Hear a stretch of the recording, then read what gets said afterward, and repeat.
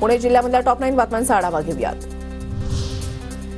2 दिवसांपासून पुणे शहरातील किमान तापमानामध्ये लक्षणीय घट। तापमानाचा पारा 10 अंशांखाली, तर हवेली, पाषाण, बारामती, शिवाजीनगरमध्येही गुलाबी थंडी।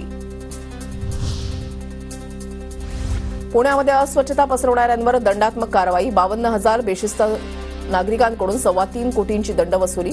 कारवाईसाठी 18 पथकं तैनात।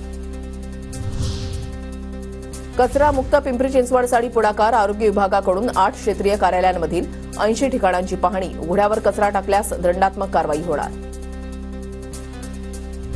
पुणे शहरामधल्या प्रमुख 15 रस्ते कोंडीमुक्त करण्यावर पालिकेकडून भर। शहरामधील प्रमुख 15 रस्त्यांवरील वाहतूक लवकरच गतिमान होणार। अतिरिक्त पोलीस आयुक्त मनोज पाटलांची माहिती।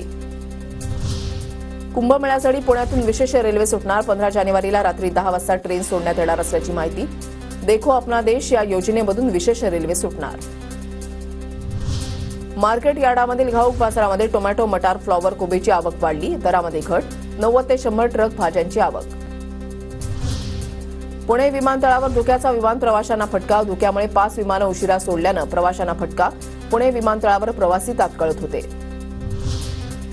पुण्याच्या आळंदीमध्ये 2 अल्पवयीन मुलांवर लैंगिक अत्याचार केल्याची घटना। एका तरुणाला पोलिसांकडून अटक। पुण्याच्या शिरूरमधील धामारीमध्ये खंडेरायाच्या यात्रा उत्सवाच्या निमित्तानं मंदिराला आकर्षक विद्युत रोषणाई। येळकोट येळकोट जय मल्हारच्या जयघोषानं मंदिर परिसर दुमदुमला। यात्रा उत्सवाच्या निमित्तानं विविध कार्यक्रमांचं आयोजन।